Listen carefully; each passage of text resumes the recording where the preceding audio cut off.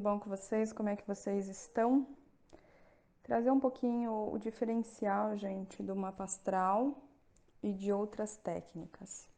Acho que todas são válidas, mas o mapa astral, como ele traz princípios herméticos, princípios compensatórios e princípios para que a gente possa trabalhar, às vezes, energias que não foram bem trabalhadas em outras vidas. O que acontece? A gente precisa trabalhar as 12 energias. Porque quando eu trabalho as 12 energias, eu entro no Ouroboros, ou seja, não tem começo, meio e fim. Todas estão bem assimiladas na minha alma, né?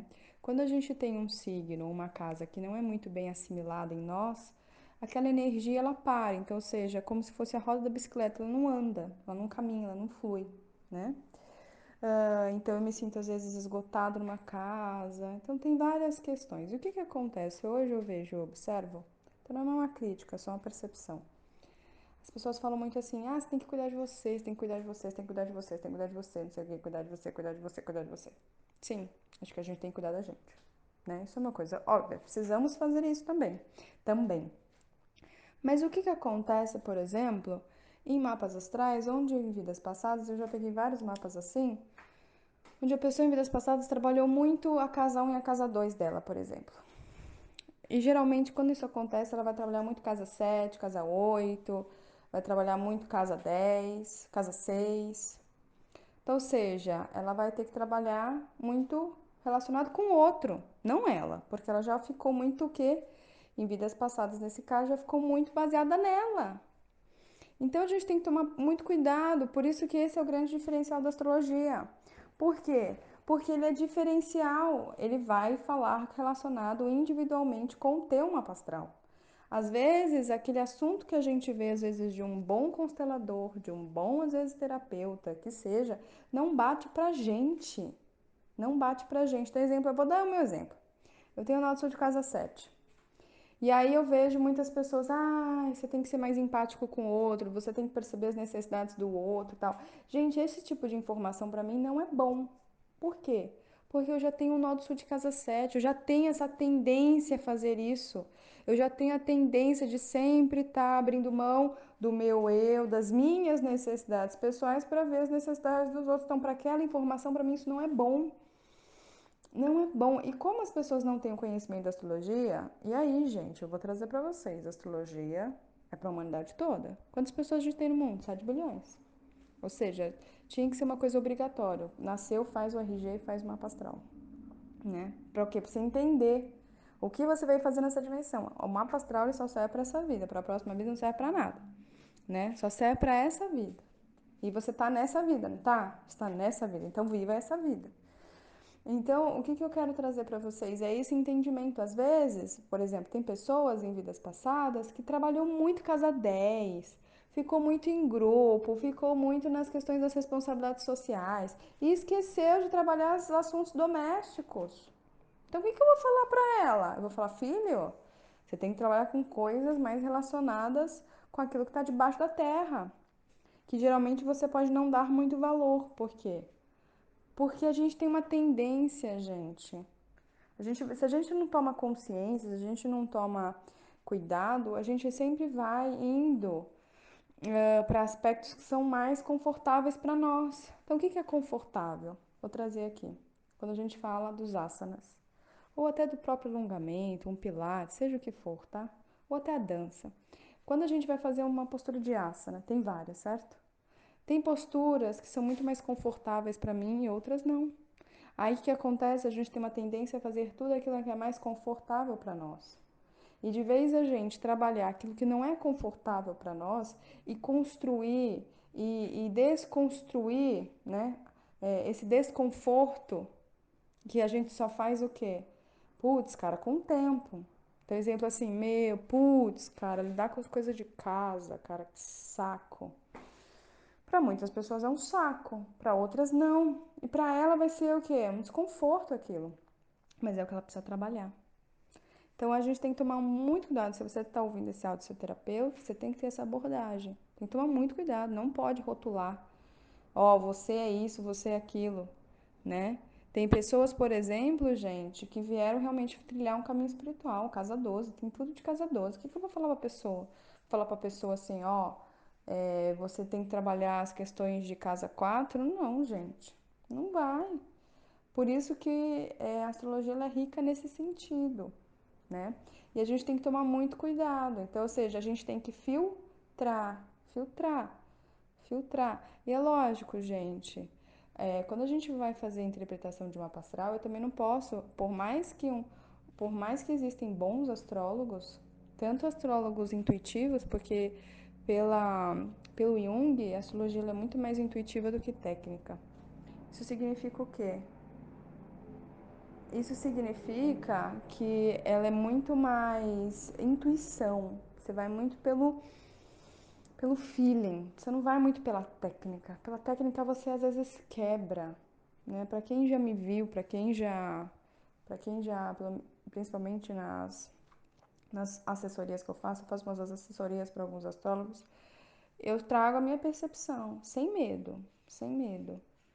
É bom a gente ler os livros dos outros astrólogos? Lógico que é. Estudar, lógico que é. Maravilhoso. Mas eu também posso acessar o quê? Fontes minhas que estão relacionadas com coisas que às vezes aquele astrólogo não conseguiu ter essa percepção. E eu posso ter essa percepção. Se está chegando para mim, por que não falar? Né? Eu acho isso muito interessante. As pessoas têm medo de quebrar, às vezes, algo que já foi construído há muito tempo. Aí a gente entra, só para vocês entenderem, é, a gente entra na questão do Jung com Freud. O Freud, ele tinha uma percepção, Jung, ele teve outra percepção. Mas se o Jung, gente, não quebrasse, né, o status quo do que o Freud construiu, o que o Freud construiu, a gente descarta tudo? Lógico que não. Né? Mas aí depois vieram outros, Reich, Lowell, vem vindo outros. E sempre um conhecimento, querendo ou não, ele vai quebrar o outro anterior, né? Por que que ele vai fazer isso? Porque faz parte da evolução, a gente sempre vai ter que progredir, né? E o que fez o Jung? O Jung progrediu, ele foi além. Ele fez um processo de progredir, né? E o que que acontece? Eu acho isso muito importante. Uma coisa que, por isso que eu gosto de astrologia. Por isso que eu gosto de ensinar astrologia. Na verdade, o que eu mais gosto de fazer é ensinar astrologia e trazer a minha percepção. Se o Jung e o Freud não tivessem essa ruptura, gente, Jung não iria trazer todo o potencial dele. Imagine se o Jung fala assim, ah, não, tá bom, eu não vou tratar da sincronicidade, não vou tratar do I Ching, não vou tratar da alquimia, não vou tratar da astrologia. Beleza, não vou, porque isso, querendo ou não, está tendo conflitos com o Freud. Imagina, gente, imagina. A gente não ia conhecer hoje uma psicologia que é uma psicologia riquíssima. Imagina, gente. Imagina. Ou a própria história do Reich. O Reich também, ele teve que sair do país dele e foi, acho que, se eu não me engano, foi para os Estados Unidos, porque ele não estava conseguindo, ele estava sendo perseguido lá. Ele teve que mudar. Imagina, ele chega e fala, não, tá bom, beleza, vocês vão parar de me perseguir e eu paro de fazer o que eu tô fazendo. Imagina, gente, não tem cabimento. Por isso que eu sempre falo assim, você tem que estar num lugar onde você possa quebrar o máximo daquilo que já está cristalizado, e além, sempre além, trazer novas percepções, vamos mudar, trazer uma percepção da astrologia, sem desonrar aquilo que já tem. Ou seja, o que que acontece o Jung e o Freud? O Jung não desonrou o Freud, mas ele foi além.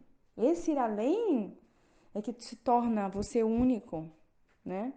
Que se torna você único. Quantos psicólogos, psiquiatras temos na humanidade, que são aí, que estão aí 100 anos, 200 anos de legado. Quantos? Contem pra mim. Dedos, gente, dedos. A grande maioria o que que faz?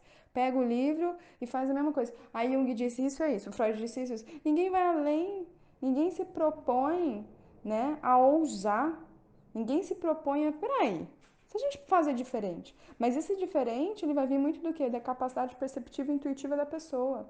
E que muitas vezes as pessoas vão falar, tá bom, comprova cientificamente. E é essa a questão que entra. Da onde você tirou isso? Da onde você tirou isso? Várias vezes. Eu, às vezes, estou fazendo uma pastral, gente, estou dando aula, às vezes vou falando lá, sei lá. Estou falando. Estou deixando sair. Estou falando. Aí depois eu paro, alguns eu falo, não, tem sentido, tem super sentido, olha, vou deixar isso aí rolar. Tem outros que eu falo assim, ixi, não, peraí. né? Deixa eu confirmar aqui, deixa eu ver se vai fazer uma prática, vamos ver se tem sentido isso na prática. Essa é a grande dificuldade dos intuitivos. Os intuitivos são muito excluídos numa sociedade ainda muito mental, que é virgem. Uma sociedade que ainda precisa de tudo comprovação científica, tudo comprovação científica, tudo comprovação científica. Tá, comprova cientificamente que a astrologia existe. Aí dá vontade de falar, então vai lá nas pirâmides do Egito. Aquilo é astrologia, pronto, não precisa falar mais nada. E às vezes na vida a gente não precisa falar nada, sabe? A gente não precisa falar nada. Eu acho que assim, faz seu trabalho, quem gosta do seu trabalho vai vir perto de você, quem não gosta, gente, não precisa explicar. Você não vai explicar uma ritualística do Kriya Yoga para uma pessoa que não quer estar aberto e que não quer aprender e que quer criticar. Você vai simplesmente fechar a sua boca e vai continuar a sua vida. Tá? Isso também é uma outra dica que eu dou para vocês. Então, tome um pouco de cuidado. Nem tudo aquilo, eu sempre vou trazer isso, nem tudo aquilo é bom para vocês, né? Mesma coisa que eu falo com a alimentação, com a música, com o livro, com qualquer coisa. Às vezes, exemplo, banana pra mim é horrível, é péssimo. Não posso comer banana. Se eu como banana, eu passo mal. Não posso. Banana é o quê? É orgânica, natural, mas pra mim não. Então eu trago essa percepção pra vocês, pra quê? Pra vocês perceberem que nada, que nem tudo é pra vocês e outra, que vocês podem sempre quebrar regras, sabe? Se de fato vocês tiverem uma estrutura e aquilo fizer sentido. Vocês podem fazer isso? Pode. Isso se chama ousar. Só que saibam, a partir do momento que vocês ousam, vocês pode ser que a grande parte das pessoas não batem palma para vocês. Vamos tentar e sempre lembrar também de Tesla, né? Tesla ousou. O que aconteceu? É doido. Tem um filme que também no Netflix, não sei se está ainda. Esse é um dos melhores filmes pra mim, Aquariano Puro. Tanto o personagem masculino como feminino, como a mulher e o homem lá, que é o homem de sorte. Os dois estão à frente do seu tempo. E uma pessoa à frente do tempo é complexo, porque ela está além daquilo que está sendo colocado hoje. Ela consegue enxergar algo que às vezes as pessoas não vão conseguir enxergar. Mas precisamos viver esse além. Para quê? Para que cada vez mais a gente possa trazer a de Aquário na matéria.